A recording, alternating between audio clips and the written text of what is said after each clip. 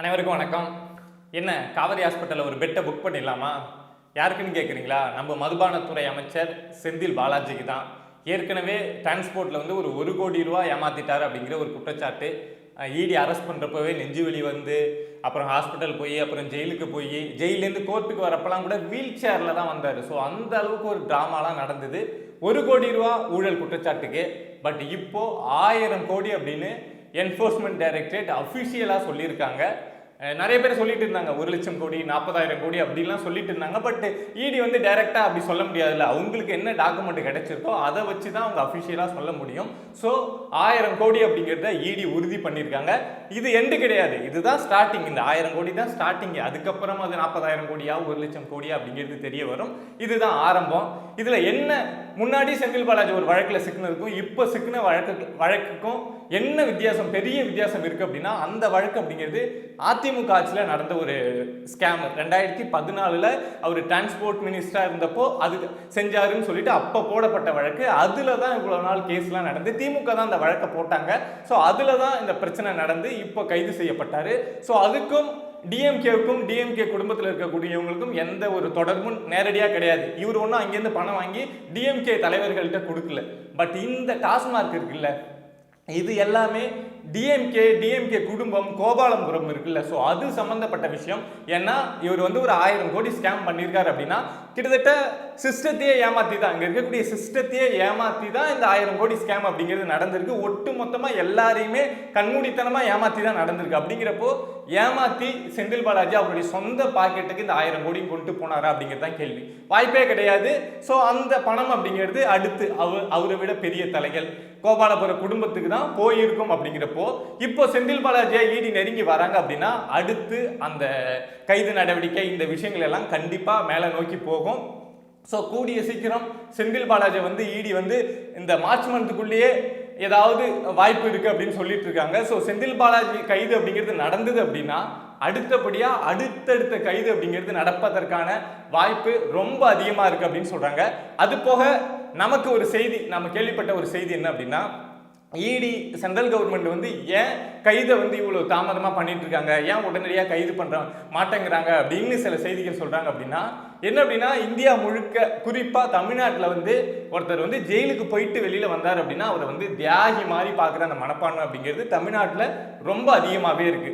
So இப்போ செந்தில் பாலாஜியவோ இல்லை யாரோ ஒரு நபரை வந்து முன்கூட்டியே கைது பண்ணி அவங்க வந்து கோர்ட்டில் வந்து ஃபைட் பண்ணி ஜாமீன் வாங்கிட்டு ஏதோ ஒரு வகையில் எலெக்ஷனுக்கு முன்னாடி ஒரு 2 மாசத்துக்கு முன்னாடியோ 1 மாசத்துக்கு முன்னாடியோ வெளியில வந்துட்டாங்க அப்படின்னா அவங்க மக்கள் மத்தியில் வந்து ஒரு தியாகி மாதிரி பார்க்கப்படுவாங்க. ஸோ ஈஸியா எலெக்ஷன்ல வந்து அவங்களுக்கு அந்த அனுதாப ஓட்டு அப்படிங்கிறது கிடைச்சிரும். ஸோ அதை வந்து இங்க ஒர்க் அவுட் ஆக விடக்கூடாது அப்படிங்கிற அடிப்படையில தான் சென்ட்ரல் கவர்மெண்ட் என்ன திட்டம் போட்டுட்டு இருக்காங்க அப்படின்னா, நம்ம முன்னாடியே கைது பண்ணாதானே, எலெக்ஷனுக்கு ரொம்ப நாளைக்கு முன்னாடியே கைது பண்ணாதானே இவங்க அதுக்கப்புறம் கோர்ட்டில் ஃபைட் பண்ணி ஏதாவது பண்ணி இல்லை உடம்பு சரியில்லைன்னு சொல்லிட்டு நெஞ்சு வலிக்குதுன்னு சொல்லிட்டு ஏதோ ஒரு வகையில் ஜாமீன் வாங்கிட்டு வெளியில் வந்துடுறாங்கல்ல. பட் நாம் அந்த தேர்தல் இருக்கிறதுக்கு ஒரு 6 மாதம் 8 மாதத்துக்கு முன்னாடி கைது பண்ணோம் அப்படின்னா கண்டிப்பாக ஜெயிலில் தான் இருப்பாங்க. தேர்தல் நேரத்துலையும் ஜெயிலில் தான் இருப்பாங்க. ஸோ அப்படிங்கிறப்போ அந்த அனுதாபம் அப்படிங்கிறது கிடைக்காது. ஜெயிலுக்கு போயிட்டு வெளியில் வந்துட்டா அனுதாபம் தேடிடுவாங்க. பட் ஜெயிலுக்குள்ளேயே வச்சுட்டா அவங்களால அனுதாபம் தேட முடியாது. அப்படிங்கிற அடிப்படையில் தான் இந்த நேரத்தில், இன்னும் தேர்தலுக்கு அதிகபட்சமாக ஒரு 10 மாதம் இருக்குது அப்படின்னு வச்சுப்போமே. ஸோ இந்த நேரத்தில் இந்த கைது நடவடிக்கை அப்படிங்கிறத தொடங்கினா சரியா இருக்கும் அப்படிங்கிற அடிப்படையில தான் இப்போ செந்தில் பாலாஜியை டார்கெட் பண்ணி சுற்றி எல்லா விஷயங்களும் நடந்துட்டு இருக்கு. நான் சொன்ன மாதிரி போன முறை செந்தில் பாலாஜி மட்டும் சம்பந்தப்பட்ட விஷயம், இந்த முறை இது செந்தில் பாலாஜி மட்டும் சம்பந்தப்பட்ட விஷயம் கிடையாது. செந்தில் பாலாஜியவும் தாண்டி இந்த வழக்கு போகுது அப்படிங்கிறது தான் ரொம்ப முக்கியமான விஷயம். இதுல என்ன அப்படின்னா, செந்தில் பாலாஜி வந்து பிரஸ் மீட் கொடுக்குறாருங்க. என்ன சொல்றாரு அப்படின்னா, எங்களை வந்து பழிவாங்க நடவடிக்கையா இதை மாதிரி பண்றாங்க, எங்களை வந்து இதை மாதிரி ரொம்ப கஷ்டப்படுத்துறாங்க அப்படிங்கிற மாதிரி பயம் இல்லாமல் பேசுறாரு. ஆனால் பயம் கண்ணில் தெரியுது. ரொம்பவே பழிவாங்கும் நடவடிக்கை அப்படின்னு சொல்றாரு. மத்திய அரசு வந்து காழ்ப்புணர்ச்சியில் செய்தான். ஏங்க 1000 கோடி ரூபா ஊழல் பண்ணிட்டு இதுல காழ்ப்புணர்ச்சியில் செய்யுது அப்படிங்கிறதுக்கு என்ன, இதுல சொல்றதுக்கு என்ன இருக்கு சொல்லுங்க. ஸோ அந்த அளவுக்கு செந்தில் பாலாஜி வந்துட்டார். பிரஸ் மீட்டே கொடுக்காம இருந்திருக்கலாம், பட் கொடுத்து வாய் விட்டு மாட்டிக்கிட்டாரு. ஸோ அடுத்து என்ன நடக்கும் அப்படின்னு தெரியல. நம்ம இவ்வளவு சொல்றோம்ல, இந்த ஸ்கேம்ல வந்து திமுக குடும்பத்துக்கு வந்து கண்டிப்பா தொடர்பு இருக்கு அப்படின்னு சொல்றோம்ல, அது வந்து டாக்குமெண்டா எதுவும் இல்லாம இருக்கலாம், பட் நடக்கக்கூடிய விஷயங்களை வச்சுதான் நம்ம சொல்றோம். ஏன் அப்படின்னா செந்தில் பாலாஜி ஹாஸ்பிட்டலில் சேர்க்கப்பட்டப்போ, முன்னாடி இடி கைது பண்ணுறப்போ நெஞ்சுவலி அப்படின்னு சொல்லிட்டு ஹாஸ்பிட்டலில் சேர்க்கப்பட்டார்ல, அப்போ திமுக குடும்பம் வந்து எந்த அளவுக்கு பதறினாங்க அப்படின்னு தெரியும். சபரீசன்னா நிறைய பேருக்கு பேர் மட்டும் தெரியும், அந்த இமேஜை கூட நீங்கள் அதிகமாக சோஷியல் மீடியாவிலோ இல்லை இன்டர்நெட்லேயும் பார்த்துருக்க முடியாது. ஸோ அந்த நபர் உட்பட எல்லாருமே வந்து செந்தில் பாலாஜியை பார்த்தாங்க. செந்தில் பாலாஜி ஜெயிலுக்கு போனார். ஜெயிலுக்கு போனதுக்கப்புறம் கூட பல மாதங்கள் வந்து அமைச்சராகவே தான் இருந்தார். ஜெயிலில் இருக்காரு, புழல் ஜெயிலில், ஆனால் அமைச்சராகவே தான் இருந்தார்.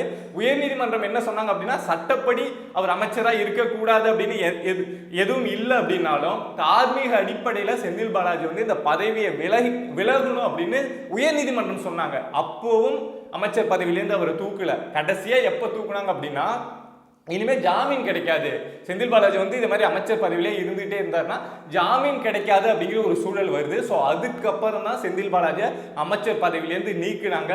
அதுக்கப்புறம் ஒரு சட்ட போராட்டம் நடத்தி அதுக்கப்புறம் செந்தில் பாலாஜி கஷ்டப்பட்டு வெளியில வராரு.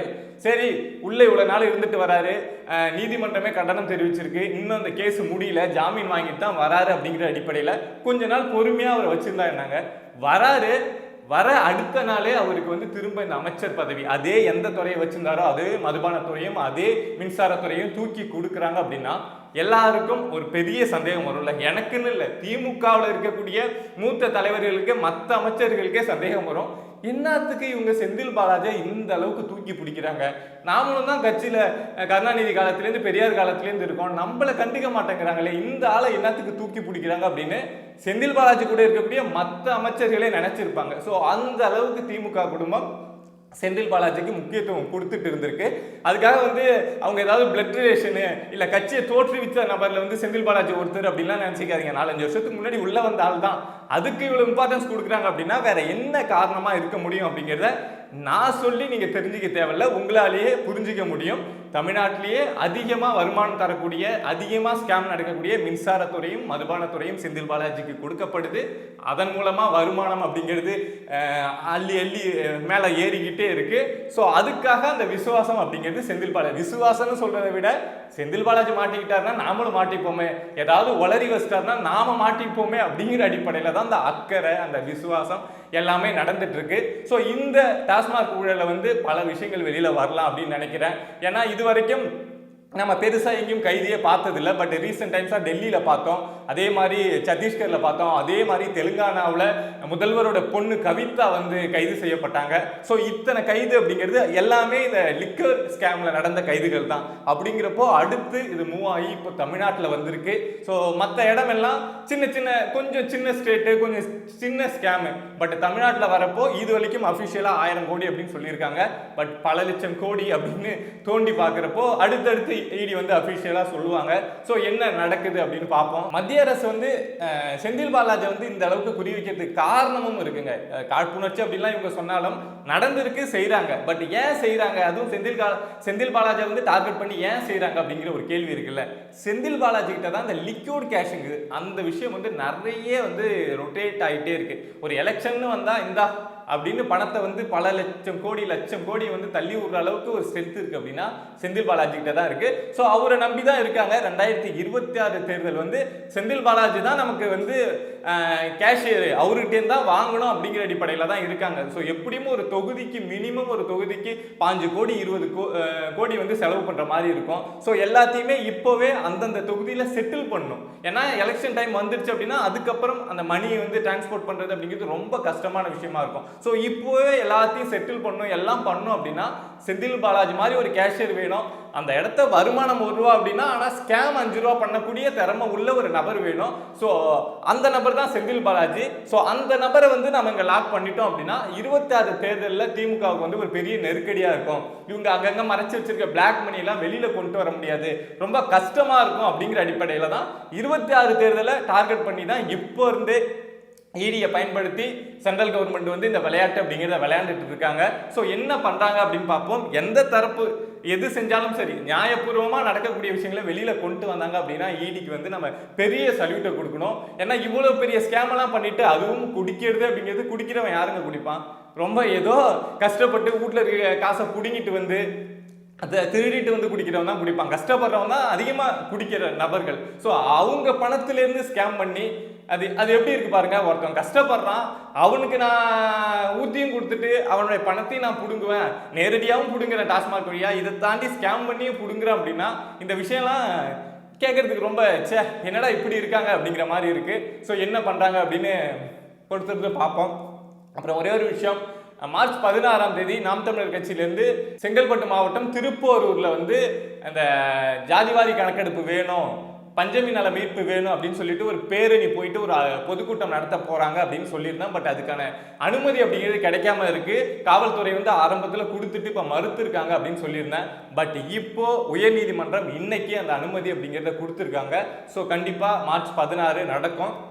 முடிஞ்சா அங்கே இருக்கக்கூடியவங்க போயிட்டு கலந்துக்கோங்க. ஏன்னா தமிழ்நாட்டில் ஒரு முக்கியமான விஷயம், இங்கே இருக்கக்கூடிய இந்த சமூக நீதி நிலைநாட்டப்பட வேணும் அப்படின்னா ஜாதிவாரி கணக்கெடுப்பு அப்படிங்கிறது ரொம்பவே அவசியம். அதை பற்றி நீங்கள் தெரிஞ்சுக்கணும், அந்த விஷயம் என்ன அப்படின்னு புரிஞ்சுக்கணும் அப்படின்னு நினச்சிங்கன்னா அந்த பொதுக்கூட்டத்தில் பேசப்படக்கூடிய பேச்சை பாருங்கள். ஏன்னா அது அங்கே வந்து நாம் தமிழர் மட்டும் வரல, பல கட்சிகள் வராங்க. ஜாதிவாரி கணக்கெடுப்பு தமிழ்நாட்டில் வேணும்னு சொல்லக்கூடிய பல கட்சிகள், ஜாதி அமைப்புகள் நிறைய பேர் வராங்க. ஸோ அதை பார்த்தீங்க அப்படின்னா இந்த ஜாதிவாரி கணக்கெடுப்பு பின்னாடி எவ்வளவு டீப் பாலிடிக்ஸ் இருக்கு, அதை இங்கே எப்படி திமுக அரசு திட்டமிட்டு மறைச்சிக்கிட்டு ஜாதிவாரி கணக்கெடுப்பு எடுக்காம இருக்காங்க அப்படிங்கிற விஷயமும் உங்களுக்கு தெரிய வரும். ஸோ இதை மாதிரி சொசைட்டியில் நடக்கக்கூடிய விஷயங்கள், மக்களுக்கு போய் சேர வேண்டிய விஷயங்களை நீங்கள் தெரிஞ்சுக்கணும் அப்படின்னு நினச்சிங்கன்னா பிரபா டாக்ஸ் சேனலை சப்ஸ்கிரைப் பண்ணி சப்போர்ட் பண்ணுங்க. நன்றி.